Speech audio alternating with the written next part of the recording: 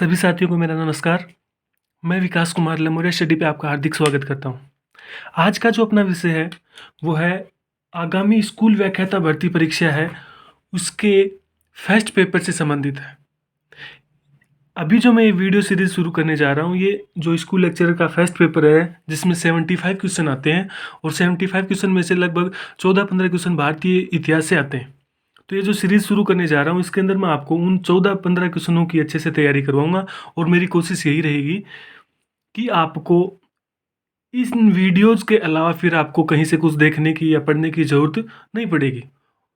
तो चलो शुरू करते हैं। अपना पहला टॉपिक है जो सिलेबस के अकॉर्डिंग है कि मौर्यकालीन कला, साहित्य और विज्ञान। यानी कि जो पहला आपको दिया गया है टॉपिक है वो है मौर्यकालीन कला, साहित्य और विज्ञान। इससे पहले मैं आपको ये बता दूँ कि जैसे मौर्यकाल दे रखा है या मौर्यकालीन दे रखा है, कला दे रखी है, तो आपको ये ज़रूरी नहीं है कि आपको पूरा पढ़ने की आवश्यकता नहीं है कि मौर्यकाल को पूरा पढ़ने बैठ जाओ। कोई फ़ायदा नहीं है क्योंकि वहाँ से क्वेश्चन नहीं आते। क्वेश्चन जो आते हैं वो इसकी कला पर और विज्ञान और साहित्य के ऊपर क्वेश्चन आते हैं। तो अपने को जो सिलेबस में दे रहा है उसी के अकॉर्डिंग पढ़ना अपने को। तो शुरू करते हैं, चलो मौर्य कला। अब देखिए मौर्य कला पढ़ने से पहले अपन ये देखेंगे कि जब मौर्य काल शुरू हुआ था, लगभग 322 ईसा पूर्व के मौर्य काल शुरू माना जाता है। तो उससे पहले कला का स्वरूप कैसा था और मौर्य काल आने के बाद और उसके बाद में कला का स्वरूप कैसा हो गया। तो मौर्य काल से पहले देखिए कि जो कला थी उसके अंदर कच्ची सामग्री का उपयोग किया जाता था। अब कच्ची सामग्री में क्या है, जैसे घास, मिट्टी, लकड़ी, इनका उपयोग किया जाता था। लेकिन जैसे ही मौर्य काल आया और शासक की बात करें तो सम्राट अशोक, यानी कि लगभग चंद्रगुप्त मौर्य तक कच्ची सामग्री का ही यूज किया जाता था। अशोक सम्राट बनने के बाद में उसने क्या किया, कला के अंदर पाषाणों का उपयोग करना शुरू कर दिया। पाषाण से तात्पर्य है पत्थर, यानी कि जो मूर्तियां बनाई जाती थी या जो स्तंभ वगैरह बनाए जाते थे, स्तूप बनाए जाते थे, उनके अंदर क्या हुआ कि पत्थर का उपयोग शुरू कर दिया। अब पत्थर का उपयोग शुरू कर दिया, इसका मतलब जो कला बनेगी इस काल के अंदर, इस पीरियड के अंदर कला बनेगी वो कैसी होगी, स्थायी होगी। यानी कि उसकी जो उम्र है वो काफ़ी सालों तक रहेगी आगे आने वाले समय तक। यानी कि उसके जो नमूने अपने को आज भी देखने को मिल रहे हैं, जैसे सारनाथ का स्तंभ है, सांची का स्तूप है, ठीक है। और उसके अलावा जो अशोक के द्वारा जो विभिन्न प्रकार के स्तंभ बनवाए गए थे, स्तूप बनवाए गए थे, वो आज भी अपने को क्या है, प्राप्त हो रहे हैं, मिल रहे हैं। इसका तात्पर्य क्या हुआ कि वहाँ जो उन्होंने पत्थर काम में लिया था वो अभी तक वो बना हुआ है, ठीक। तो सिंपल सा अगर अंतर की बात सोचें अपन कि क्या अंतर रहा था, तो केवल इतना ही अंतर था कि मौर्य काल से पहले कच्ची सामग्री का यूज और मौर्य काल के बाद में क्या था, पक्की सामग्री। और पक्की सामग्री की बात करें तो पत्थर का उपयोग शुरू हो गया था। अब देखिए आगे, एक व्यक्ति हैं कुमार स्वामी। अब कुमार स्वामी ने मौर्य कला का वर्गीकरण कर दिया। ये याद रखना आपको कि कुमार स्वामी ने क्या किया, मौर्य कला का वर्गीकरण किया और उस वर्गीकरण में उसने मौर्य कला को दो भागों में बांटा, एक तो राजकीय कला और एक लोक कला। राजकीय कला और लोक कला।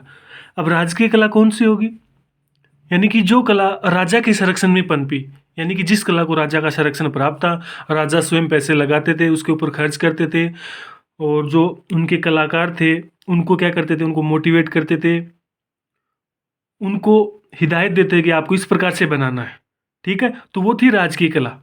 राजकीय कला जो थी उस समय वो कैसी थी, उत्कृष्ट कला थी।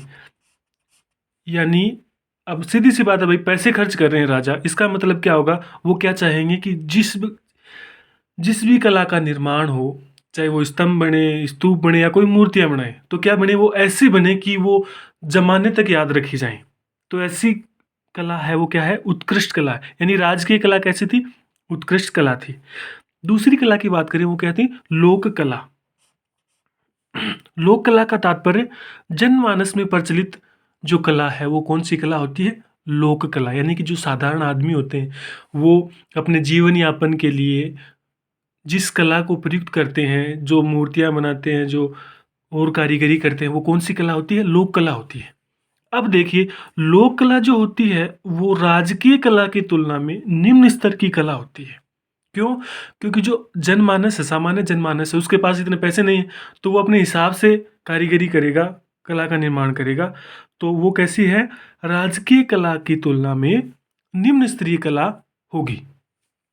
अब इनको अलग अलग पढ़ेंगे कि राजकीय कला के अंदर किन किन का समावेश होता है। तो सबसे पहला जो अपने को पढ़ना राजकीय कला में, वो पढ़ना राजप्रासाद यानी राजा के महल, स्तंभ, पिलर, गुहा यानी गुफाओं का निर्माण किया गया था, स्तूप और विहार।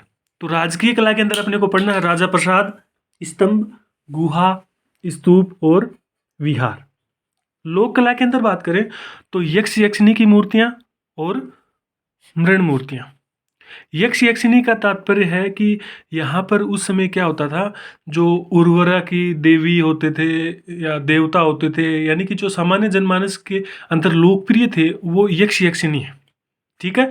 और उनकी मूर्तियां बनाई गई थी इस काल के अंदर। तो वो किसके अंदर आती हैं, लोक कला में। तो देखिए यहाँ पर जो क्वेश्चन बनता है वो सीधा सा अगर क्वेश्चन बनेगा तो ये आ जाएगा कि राजकीय कला का उदाहरण नहीं है। तो आपको ये याद रखना कि राजकीय कला में क्या था कि जो राजा के महल थे, जो उनके द्वारा बनाए गए स्तंभ, गुहा, स्तूप, विहार, ये तो राजकीय कला में। और जो बाकी बच गई यक्ष यक्षिणी की मूर्तियां, मण मूर्तियां, वो किस में आती हैं, लोक कला में। तो सबसे पहला अपना को पढ़ना है वो है राजप्रासाद। सामान्य अर्थ ले तो राजा का महल, यानी कि जहां राजा का निवास हो। तो मौर्यकालीन जो सबसे पहले राजप्रासाद के जो अवशेष मिले हैं वो कहाँ से मिले हैं, कुम्भहार से मिले हैं। बहुत ही इंपॉर्टेंट क्वेश्चन है।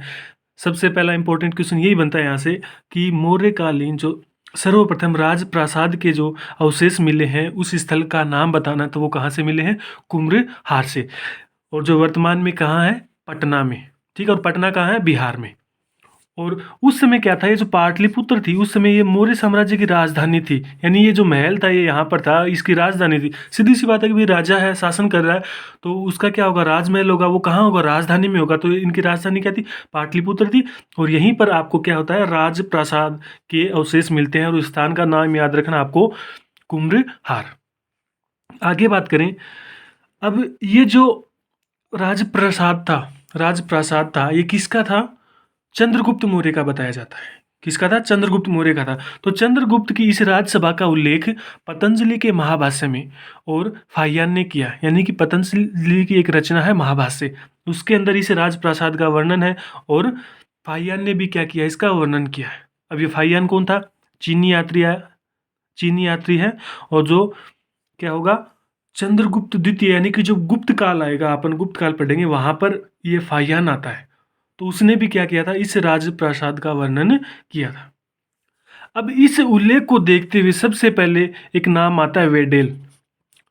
तो इस वर्णन को देखते हुए वेडेल ने क्या किया, 1902-3 में वहां पर खुदाई शुरू की।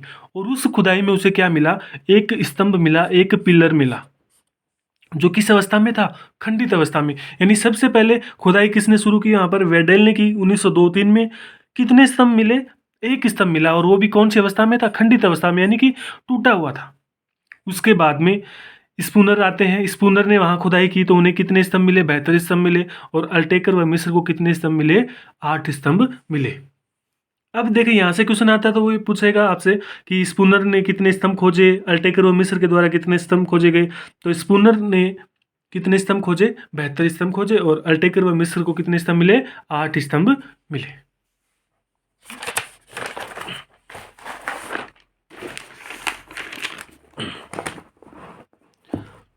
अब देखिए आगे कि ये जो कुम्भहार से, अब देखिए यहां से 80 स्तंभ मिले हैं। देखिए 72 तो स्पूनर के हैं और 8 अल्टेकर व मिस्र के हैं। और एक वो जो पहले मिला था वेडेल को, वो क्या था, खंडित अवस्था में था। तो यहां से कहा जाता है कि कुम्भहार से 80 स्तंभों का उल्लेख किया जाता है कि कुम्भहार से 80 स्तंभ मिले हैं। जो राजप्रासाद मिला है, जो महल मिला है, उसके अंदर 80 स्तंभ थे, 80 पिलर थे। और अगर आसान भाषा में समझें तो 80 खंबे थे वहां पर, ठीक है। अब इन 80 स्तंभों का उल्लेख किस किस विद्वान ने किया है, तो मेगस्थनीज ने इसका वर्णन किया है, एरियन ने इसका वर्णन किया और फाहियान ने इसका वर्णन किया है। अब क्वेश्चन यहां से आएगा कि निम्नलिखित में से किस विद्वान ने 80 स्तंभों का उल्लेख नहीं किया है। तो आपको ये याद रखना पड़ेगा कि मेगस्थनीज ने किया है, एरियन ने किया है और फाहियान ने किया है। साथ साथ उन्होंने ये भी बताया कि ये जो स्तंभ मिले, यहाँ से ऐसे पिलर मिले हैं, ये कैसे हैं, पॉलिश युक्त है, यानी कि इनको चिकना बनाया गया था, इनको उनके ऊपर पॉलिश की गई थी। उसके अलावा क्या बताया है कि स्तंभों के जो स्तंभ शीर्ष है, यानी कि जो ऊपर वाला भाग है इसका शीर्ष, वो कैसा है, अनुपस्थित है, यानी कि वो नहीं मिला यहाँ से। अब देखिए, स्पूनर ने नगर पारिख या लकड़ी का गढ़ खोजा। अब देखिए यहाँ से स्पूनर ने खुदाई की सबसे पहले, यहाँ से कुम्भलहार के चारों तरफ है ना नगर पारिख खुदाई की, तो इसको क्या मिला? नगर पारिख मिला। नगर पारिख का तात्पर्य है लकड़ी का गढ़, लकड़ी का परकोटा, या नगर के बाहर की जो चारों ओर की जो दीवार होती है आप उसको पारिख मानते हैं। ठीक है, तो स्पूनर को नगर पारिख लकड़ी का गढ़ कहाँ से मिला? और उस स्थान का नाम है बुलंदी बाग। ठीक है, यही पाटलिपुत्र के पास में ही है बुलंदी बाग। ठीक है, तो बुलंदी बाग से स्पूनर को क्या प्राप्त हुआ? लकड़ी का गढ़ या नगर पारिख प्राप्त हुआ। अब देखिए, ये जो नगर पारिख था, या जो ये जो नगर के बाहर की चार दीवारी थी, ये किस प्रकार की थी? तो ये समानांतर बनी हुई थी। यानी कि देखिए, एक ये इधर खींच रखी है, एक इधर है, समानांतर ये दीवार बनी हुई थी, और इसके बीच में नीचे गड्ढे खोद के नालियां बनाई गई थी लकड़ी की। ठीक है, यानी कि नाली सिस्टम था। और इसके अंदर क्या था? लोहे की कीलों और लोहे की चद्दरों का उपयोग भी किया गया था। किस किस लिए? वाटर प्रूफ बनाने के लिए। ठीक है, तो पहला क्वेश्चन तो आता है कि राजप्रसाद के अवशेष कहाँ से मिले? प्रासाद के अवशेष तो वो तो मिले कुम्भलहार से। और नगर पारिख या लकड़ी के गढ़ के अवशेष कहाँ से मिले? बुलंदी बाग से मिले। अब बात करें, ये जो 80 स्तंभों वाला कुम्भलहार का प्रसाद है, राजा प्रसाद है, प्रासाद है, इसके बारे में कई कोटेशन है, कई विद्वानों ने अपने अपने कथन कह दिए कि इन्होंने जब ये यहाँ आए और इन्होंने खुदाई की, इन्होंने जब देखा तो इनको आश्चर्य हुआ कि उस समय के अंदर ऐसी विशाल कृति बनाई गई है। ठीक है, तो उसके बारे में उन्होंने अलग अलग अपने मत दिए, और उन मतों को अपने को याद रखना। ये देखिए, यहाँ आपको याद रखने के लिए ऐसे बनाया है कि 80 स्तंभ वो वाला कुम्भलहार का राजा प्रसाद है। ठीक है, और इसके बारे में स्पूनर महोदय क्या कह रहे हैं? स्पूनर ने क्या कहा कि हखामनी साम्राज्य के डेरियस के महलों के समान माना है। यानी स्पूनर ने कुम्भलहार का जो राज प्रासाद था उसको ईरान का शासक था डेरियस या दारा, उसके महलों के समान माना है।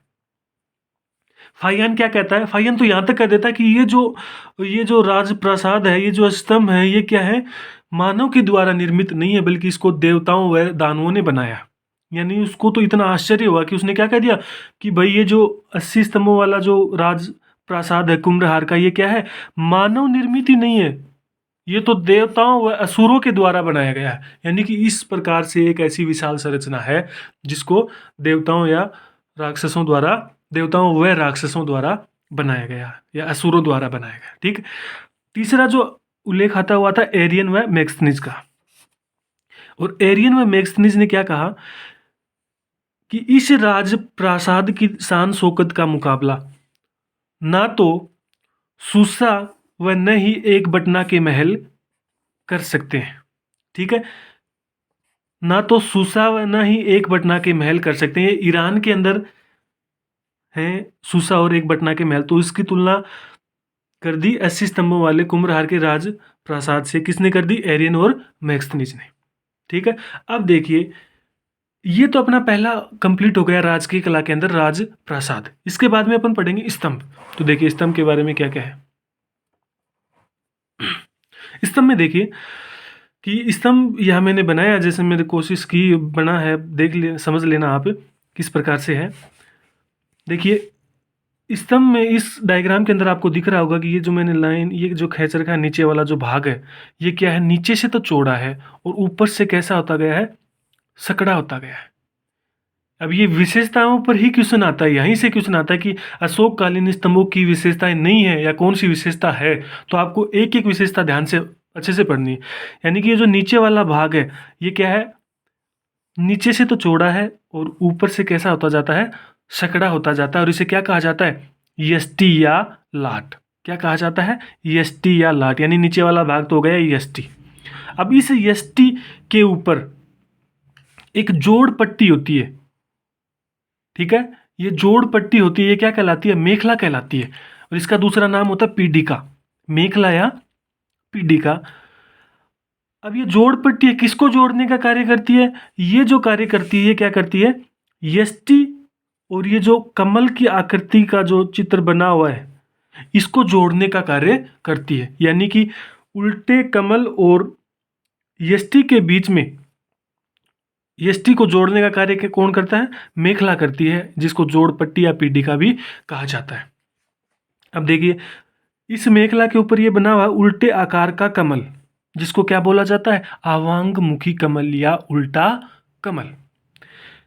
इस आवांगमुखी कमल के ऊपर यहाँ पर तांबे की पिनों का कीलों का उपयोग किया गया है और इसके ऊपर क्या लगा दी गई है?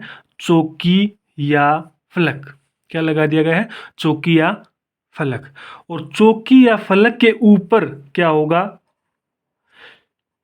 पशुओं की आकृति पाई जाती है, पशुओं की मूर्तियां लगाई जाती हैं। अगर मैं यहाँ पे आपको कह दूं तो कोई गलत नहीं होगा कि यहाँ पर क्या है कि इस चौकी या फलक के ऊपर क्या कर दिया जाता है? विभिन्न पशुओं की आकृति या मूर्ति लगा दी जाती है। ठीक।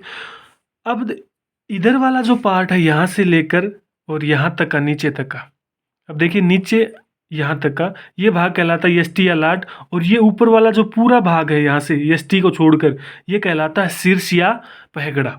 शीर्ष या पहगड़ा।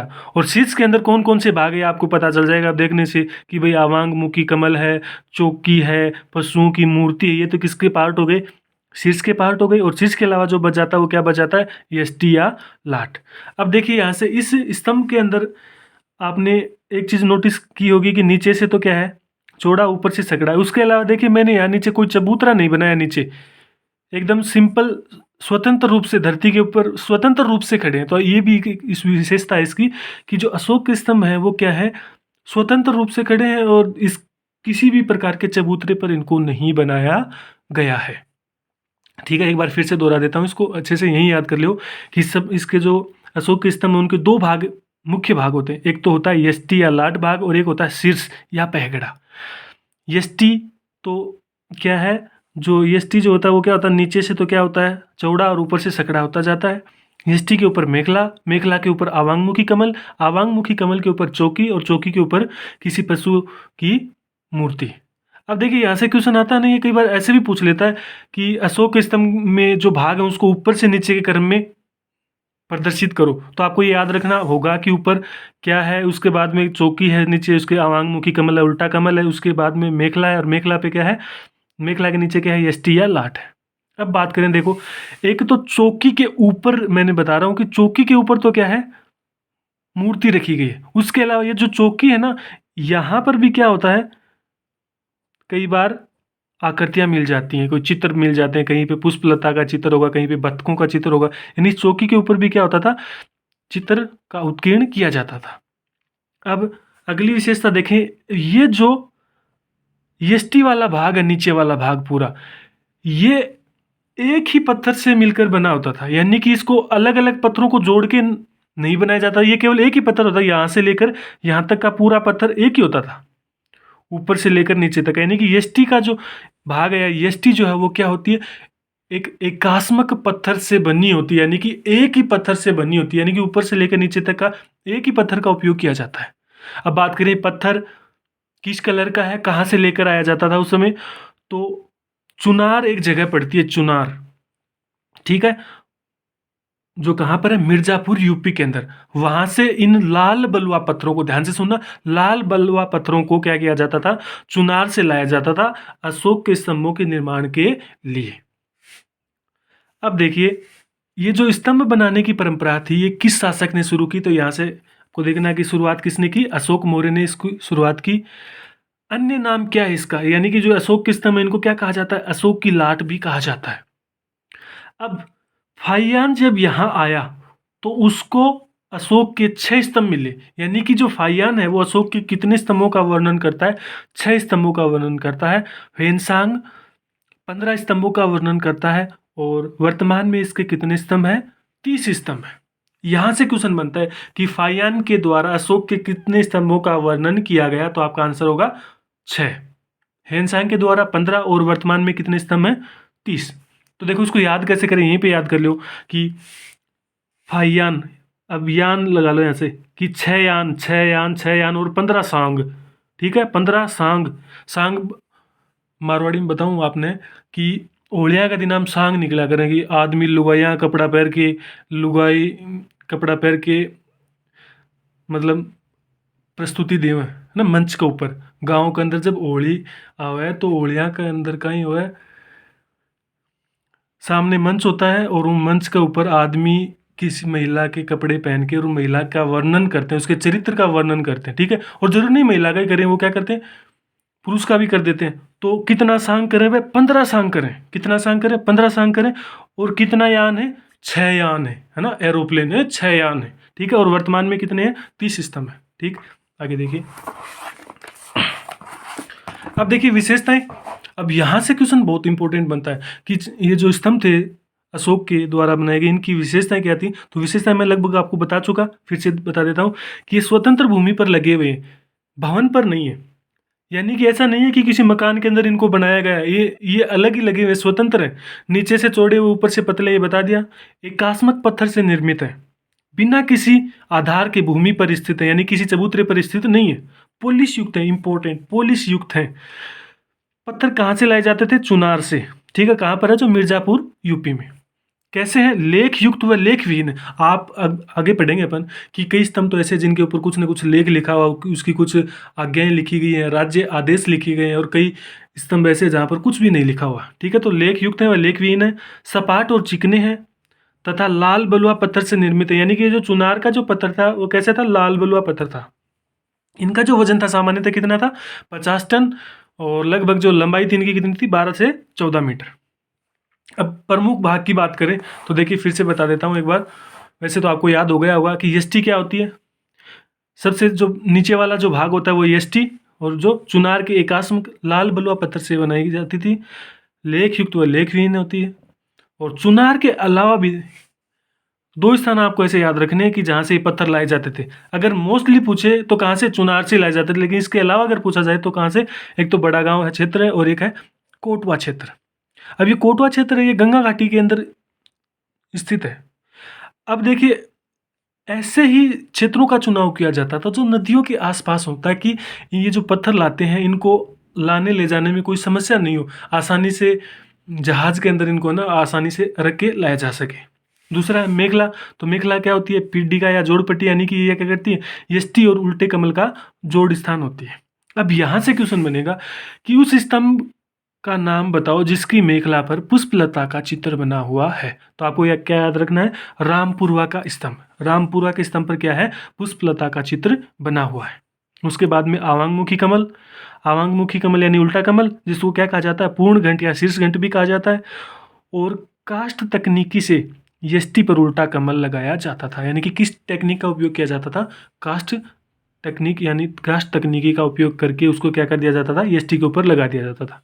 यष्टि आवांगमुखी कमल के ऊपर क्या है, फलक चौकी, जो किससे निर्मित होती थी, तांबे से निर्मित होती थी। ये याद रखना इंपॉर्टेंट है कि फलक चौकी का निर्माण किससे किया जाता था, तांबे से किया जाता था। और वो क्या होती थी, कमल के ऊपर होती थी। आरंभ में इसका आकार कैसा था, वर्गाकार। यानी कि जो फलक या चौकी होती थी उसका आकार आरंभ में कैसा था, वर्गाकार और कम अलंकृत। यानी कि जब शुरुआत हुई स्तंभ बनाने की, तो सीधी सी बात है भाई, अगर कोई काम आप पहले कर रहे हो, शुरुआत कर रहे हो, तो उसमें इतनी निपुणता नहीं होगी, ठीक है। तो आरंभ में तो कैसे थे, वो वर्गाकार थे और कम अलंकृत थे। लेकिन जैसे जैसे कला का विकास होता गया, जैसे जैसे स्तंभ बनते गए, तो क्या हो गया, कालांतर में उन फलकों का आकार कैसा कर दिया गया, वर्ताकार कर दिया गया। और वो कैसी हो गई, अलंकृत हो गई, बहुत ज़्यादा अलंकृत उनको किया जाने लगा। अब फलक के ऊपर क्या होता है, अब देखिए फलक के ऊपर तो होती थी मूर्ति, और फलक के ऊपर भी कई बार क्या था कि कई चित्रों का अंकन कर दिया गया था। वहाँ देखिए, एक तो है लोरिया नंदनगढ़, बिहार का जो स्तंभ है, लोरिया नंदनगढ़ का जो स्तंभ है, जो रामपुरवा का स्तंभ है बिहार में, ठीक है। इन दोनों के जो फलक हैं, इन फलकों पर दाना चुगते हुए हंसों का अंकन है। यानी लोरिया नंदनगढ़ का जो स्तंभ है उसके ऊपर भी दाना चुगते हुए हंसों का अंकन है। और जो रामपुरवा का जो स्तंभ है, अब देखिए रामपुरवा से अभी याद रखना कि रामपुरवा में 2 प्रकार के स्तंभ मिले हैं, 2 स्तंभ मिले हैं रामपुरवा से, बिहार से। एक तो है जिसके ऊपर शेर की मूर्ति है, शेर की आकृति है, ठीक है। और दूसरा है वृषभ की आकृति है। तो जो शेर की आकृति वाला है वो तो है लेख युक्त, यानी कि उसके ऊपर लिखा हुआ है, कुछ ना कुछ लेख लिखा हुआ है। और जो वृषभ की आकृति, बैल की आकृति वाला है ना, उसके ऊपर कुछ नहीं लिखा हुआ, वो लेख विहीन है, ठीक है। तो आपको ध्यान रखना है कि रामपुरवा जो शेर वाला है उसके ऊपर क्या है, जो फलक है, फलक पर दाना चुगते हुए हंसों का अंकन है, ठीक है। और फलक के ऊपर क्या होती थी, पशु की आकृति होती थी। अब देखिए थोड़ा सा इसको देखिए, इस डायग्राम में देखिए, ये देखिए एक स्तंभ है अशोक का। अब नीचे से देखिए इसको, ये एक नीचे से क्या है कि एकदम भूमि पे बनाया गया है, यहाँ पे कोई चबूतरा नहीं है यहाँ पर, ठीक है। और ये देखिए नीचे से चौड़ा है और ऊपर से सकड़ा होता गया है। इसके ऊपर पॉलिश की जाती थी, यहाँ पर पॉलिश की होती थी और यहीं पर लेख लिखे होते थे। इस यष्टि भाग पर ही क्या होते थे, लेख लिखे होते थे, ठीक है। अब ये जो पत्थर है पूरा का पूरा लाल बलुआ पत्थर, कैसा पत्थर है, लाल बलुआ पत्थर है, जो कहाँ से लाया जाता था, चुनार से। चुनार कहाँ पर है, मिर्ज़ापुर यूपी में लाल बलुआ पत्थर वहाँ से लाया जाता था। अब यहाँ तक तो भाग हो गया ये यष्टि का। यष्टि के ऊपर मैंने आपको बताया था मेखला होती है, ये नीचे मेखला है, ये क्या करती है, इस कमल, उल्टे कमल और यष्टि भाग को जोड़ने का कार्य करती है। मेखला के ऊपर क्या है, उल्टा कमल है, ठीक है, उल्टा कमल है, जिसको क्या कहा जाता है, आपका आवांगमुखी कमल।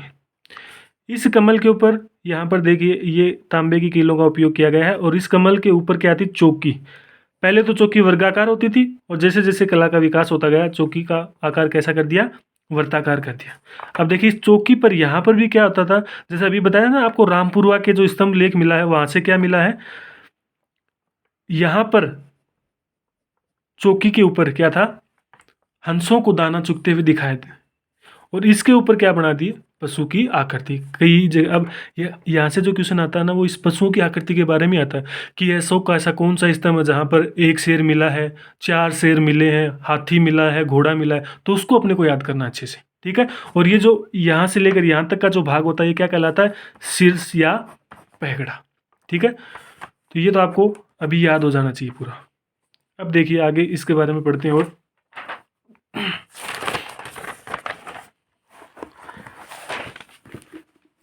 अब जो अशोक के स्तंभ हैं उनमें सर्वश्रेष्ठ स्तंभ कौन सा है, सारनाथ का स्तंभ। कौन सा स्तंभ है, सारनाथ का स्तंभ, जिसे क्या कहा जाता है, अशोक की लाटों का सिरमौर कहा जाता है। क्या कहा जाता है, अशोक की लाटों का सिरमौर कहा जाता है। और ये सारनाथ का स्तंभ कहाँ पर है, यूपी में। इसके भागों की बात करें तो भाग तो वही आएंगे स्तंभ के अंदर, यष्टि है, अधोमुखी कमल है, वर्ताकार चौकी है। अपने को याद रखना पड़ेगा ये चौकी कैसी है, वर्ताकार है, और सिंह की मूर्तियां हैं और महाधर्म चक्र का अंकन किया हुआ है। अब देखिए यहां से क्वेश्चन आएगा कि उस स्तंभ का नाम बताओ जहां पर 4 शेर का मतलब 4 शेरों की मूर्तियां स्थापित हैं। तो आपका आंसर होगा सारनाथ का स्तंभ। यानी कि सारनाथ का जो स्तंभ है उसमें क्या है, 4 शेरों को दर्शाया गया है और चारों शेरों के जो मुंह है वो चारों दिशाओं में है, वो आपस में अपनी पीठ को सटाए हुए बैठे हैं। अब ये जो 4 शेर हैं, ये चारों शेर किसको प्रदर्शित कर रहे हैं, ये अशोक के राज्य तथा धर्म के प्रचार तथा बुद्ध की शक्ति का प्रतीक है। यानी कि 4 शेर चारों दिशाओं में मुंह किए बैठे हैं। इसका तात्पर्य है कि अशोक का जो राज्य है वो चारों दिशाओं में फैला है और उसने जो धर्म का प्रचार किया वो भी चारों दिशाओं में किया। उसके अलावा अगर बुद्ध से इसको जोड़ के देखें तो शेर जो है, सिंह जो है, वो क्या है, बुद्ध की शक्ति का प्रतीक है।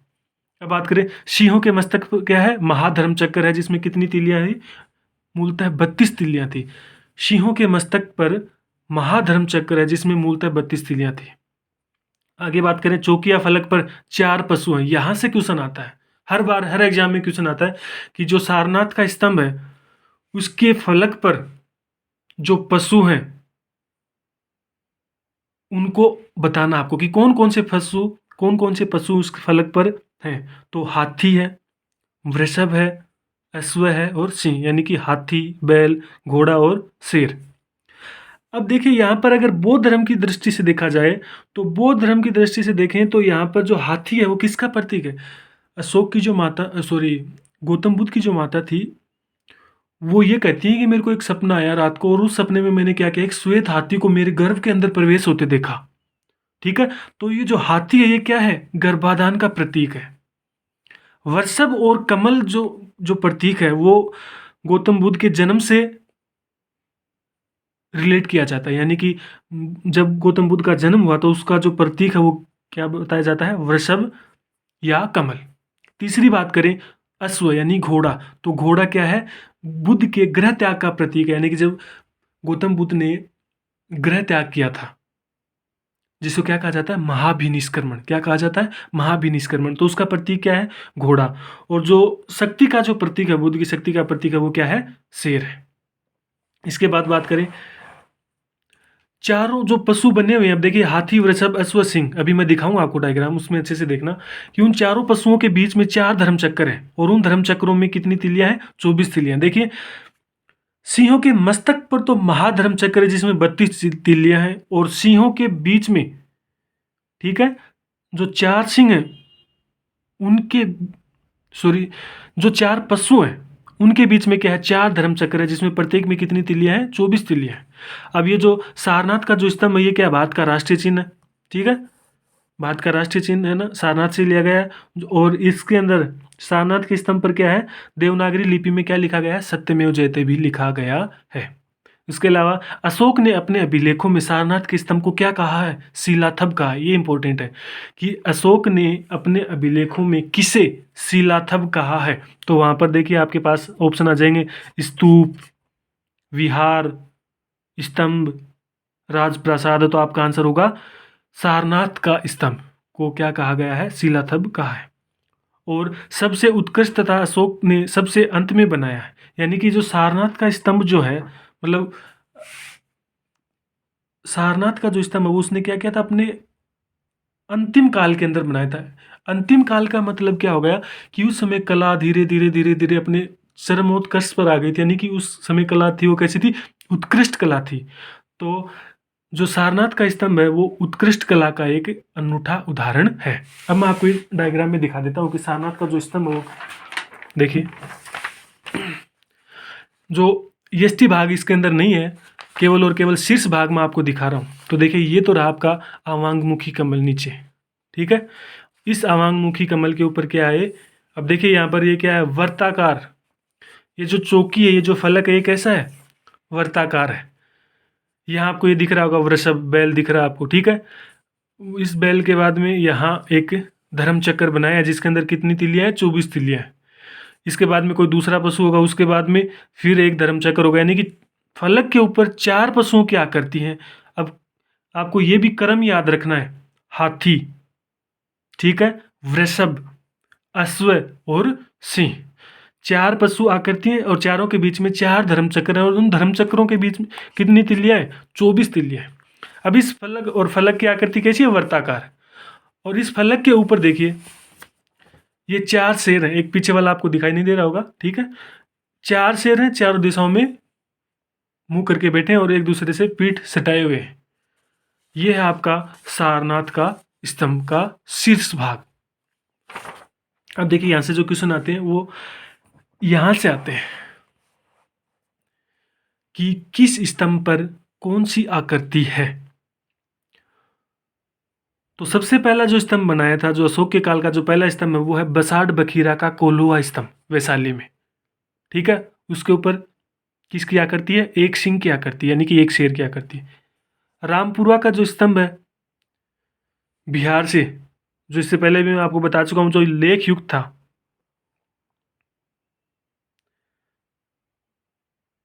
ये क्या है? इसके ऊपर भी कौन सी आकृति है? एक सिंह की आकृति है। रामपुरा स्तंभ पर भी क्या है? एक सिंह की आकृति है। और सॉरी यहाँ पे ये देखना कि जो रामपुरा का स्तंभ है ना, ये पहला लेख युक्त पहला स्तंभ है। जो पहला स्तंभ है अशोक का वो तो बसाड़ बखीरा का कोल्हुआ स्तंभ, और लेख युक्त पहला स्तंभ है वो कौन सा है? रामपुरा का स्तंभ है, जिसके ऊपर एक सिंह की आकृति है। लोरिया नंदनगढ़ स्तंभ जो है बिहार के अंदर, उसके ऊपर भी किसकी आकृति है? एक शेर की आकृति है, और जो सबसे सुरक्षित स्तंभ है। अगला है रामपुरा, बिहार का जो स्तंभ है, रामपुरा का स्तंभ बिहार में, वो क्या है? लेखविहीन है, और लेखविहीन वाला जो स्तंभ है उसके ऊपर किसकी आकृति है? वृषभ की आकृति है। संकिसा यूपी के अंदर है, संकिसा स्तंभ, इसके ऊपर किसकी आकृति है? गज की आकृति, यानी हाथी की आकृति। रुमीन देही या लुम्बिनी स्तंभ, जो सबसे छोटा स्तंभ है, इसके ऊपर किसकी आकृति है? अश्व की आकृति, यानी घोड़े की आकृति है। कंगनहल्ली कर्नाटक के अंदर है, जिसके ऊपर अर्धमानव की आकृति है, लेकिन इसकी कोई पुष्टि नहीं की। कई विद्वान तो कह देते हैं कि अर्धमानव की आकृति, कई मना कर देते हैं।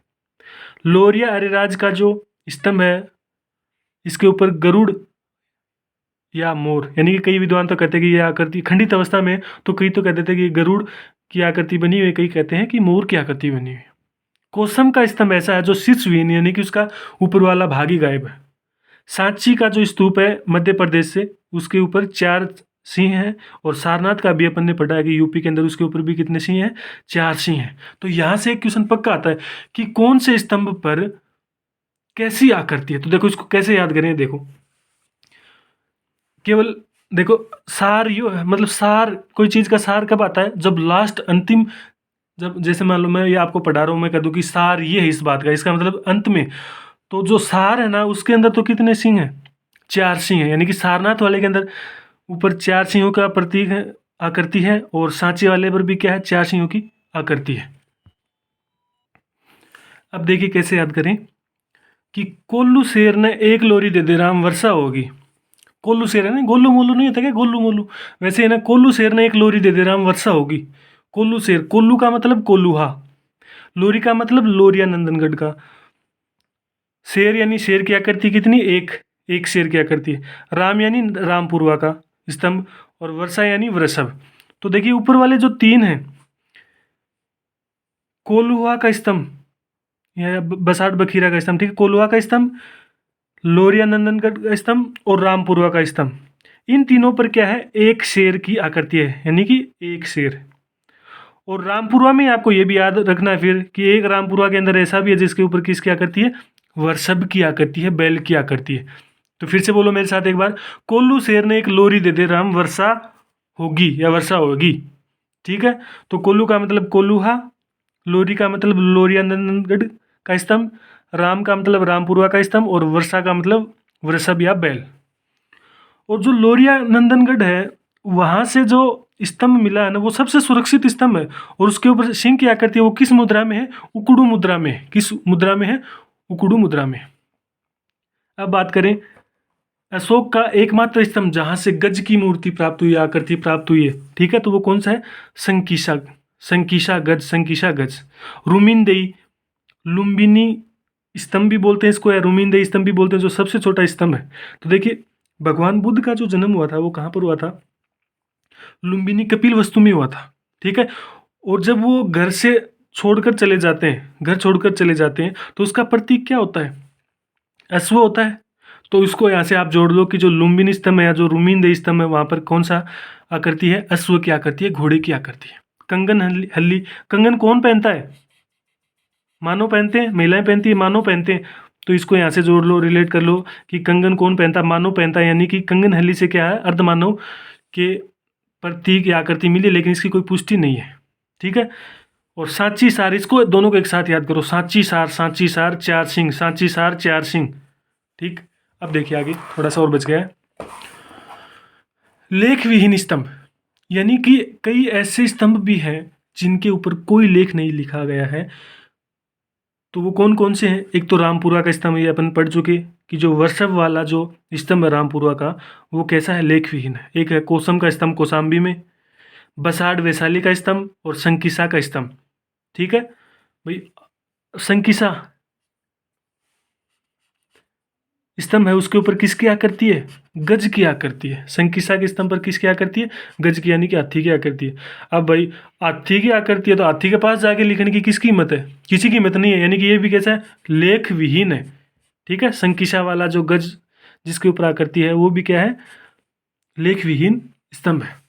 अब देखिए कई विद्वान ऐसे हैं जो क्या कहते हैं कि ये जो अशोक के स्तंभ है ना ये ईरानी स्तंभों की अनुकृति है, जिनमें नाम आता है एक तो जॉन मार्शल का और एक पर्सी ब्राउन। यानी कि ये 2 विद्वान ऐसे हैं जो क्या कहते हैं कि ये जो अशोक ने स्तंभ बनाए हैं ना ये ईरानी स्तंभों की अनुकृति यानी कि उनकी नकल की गई है। लेकिन भारतीय विद्वानों ने इसका खंडन किया और उन्होंने बताया कि जो अशोक स्तंभ है वो ईरानी स्तंभों की अनुकृति नहीं है। क्यों नहीं है, उसके पक्ष में क्या उन्होंने मत दिए, वो देखो कि जो अशोक के जो स्तंभ है वो स्वतंत्र बने हैं, और ईरानी वाले जो हैं स्तंभ वो कैसे हैं, चबूतरों पर बने, एकास्म के पत्थर के बने हैं। अभी अपने विशेषता में पढ़ी थी कि अशोक के स्तंभ किस पत्थर से बने, एकास्मक पत्थर, यानी कि एक ही पत्थर का उपयोग किया गया है। लेकिन ईरानी जो स्तंभ है वो क्या है, बहुत सारे पत्थरों को जोड़ के यानी कि बहुस्मक पत्थरों का उपयोग किया गया। अशोक के स्तंभों पर आपने देखा कि पशु चित्र है, किसी पर हाथी है, किसी के ऊपर वृषभ है, किसी के ऊपर शेर है। ठीक है, लेकिन जो ईरानी स्तंभ है उनके ऊपर क्या है, मानव के चित्र अंकित है। अशोक के स्तंभ नीचे से चौड़े और ऊपर से संकरे हैं, लेकिन ईरानी जो स्तंभ है वो ऐसा नहीं है। वो कैसे नालीदार है, यानी कि ऊपर से लेकर नीचे तक एक जैसे ही है। इसके अलावा अशोक के स्तंभों पर चमकदार पॉलिश की गई है और ईरानी स्तंभों पर कोई पॉलिश नहीं है। अशोक के स्तंभों में उल्टा कमल यानी उल्टे कमल का यूज किया गया है और ईरानी जो स्तंभ है उनके अंदर किसी भी प्रकार उल्टे कमल का उपयोग नहीं किया गया। अब इसका थोड़ा दोहराव करें तो कैसे करेंगे। सबसे पहला जो क्वेश्चन इंपॉर्टेंट है यहीं से एक बनता है कि राजप्रासाद के अवशेष कहाँ से मिले हैं, तो कुम्भरहार से। ठीक है, राजप्रासाद के अवशेष कहाँ से मिले हैं, कुम्भरहार से। और नगर पारी के अवशेष कहाँ से मिले हैं, बुलंदी बाग से। इसके बाद में बात करें स्तंभों की, तो फाहियान ने कितने स्तंभ बताए, तुम कैसे याद कराया था मैंने, 6 यान और 15 सांग, 6 यान 15 सांग, 6 यान 15 सांग, यानी फाहियान 6 बताता है और वेनसांग 15 बताता है। और वर्तमान में कुल कितने हैं, 30 है। स्तंभों का सिरमौर किसे कहा जाता है, सारनाथ के स्तंभ को। किसे कहा जाता है, सारनाथ के स्तंभ को कहा जाता है। अब सारनाथ के स्तंभ की विशेषताएं क्या है कि उसके ऊपर शीर्ष भाग के अंदर 4 सिंह हैं जो चारों दिशाओं में अपना मुंह कर रखा है उन्होंने, और जो अपनी पीठ सटाए हुए बैठे हैं, और उनके मस्तक के ऊपर क्या है, महाधर्म चक्र, मस्तक के ऊपर महाधर्म चक्र है। अब वो जो महाधर्म चक्र के बारे में ऐसे बताता है कि वो खंडित हो गया। ठीक है, तो वो जो महाधर्म चक्र उसके ऊपर अंदर तो 32 तीलियां हैं। ठीक, उसके नीचे चौकी के ऊपर क्या है, 4 पशुओं की आकृति। अब 4 पशुओं का क्रम भी आपको याद रखना है, हाथी, वृषभ, अश्व और सिंह। और चारों पशु आकृतियों के बीच में 4 धर्म चक्र बनाए गए हैं, जिनके अंदर कितनी तिलियां हैं, 24 तिलियां हैं। कितनी तिलियां हैं, 24 तिलियां। और जो आपके पास जो चौकी है, फलक, वो किस आकृति का है, वर्ताकार का है। सत्यमेव जयते उसके ऊपर लिखा हुआ है, जो भारतीय राष्ट्रीय चिन्ह के रूप में भी काम में लिया जाता है। ठीक है, अब सारनाथ के स्तंभ के बाद में बात आती है कि कौन से स्तंभ पर कौन सी आकृति है। तो जो अभी आपको मैंने एक सूत्र बताया था वो एक बार फिर से देख लो। कोल्लू शेर ने एक लोरी दे दे राम वर्षा होगी। कोल्लू शेर ने एक लोरी दे दे राम वर्षा होगी, यानी कि कोल्लुआ स्तंभ, लोरिया नंदनगढ़ का स्तंभ और रामपुरा का स्तंभ, इनके ऊपर क्या है, एक शेर है, एक शेर है। ठीक है, और जो रामपुरा का, इसके बाद में जो सबसे लास्ट में नाम आता है राम, यानी कि रामपुरा का एक स्तंभ ऐसा भी है जहां पर क्या है, वर्षभ की आकृति भी है। और संकिसा, वहां पर क्या है, गज। संकिसा क्या है, गज। लुम्बिनी या जो रुमेनदेही का स्तंभ है वो सबसे छोटा है और उसके ऊपर कौन सी आकृति है, अश्व की आकृति है। तो आशा करता हूं कि आपका समय खराब नहीं हुआ होगा और आपने कुछ ना कुछ सीखा होगा, और ये कोशिश अपनी जारी रहेगी। ठीक है, तो अगर वीडियो आपको पसंद आया तो लाइक, शेयर और चैनल को सब्सक्राइब जरूर कर लें, ताकि आने वाली वीडियोज़ की नोटिफिकेशन आपको मिलती रहे और मेरे को भी है ना थोड़ा सा मोटिवेशन मिलता रहे, जिससे मैं वीडियो डालता रहूँ। धन्यवाद।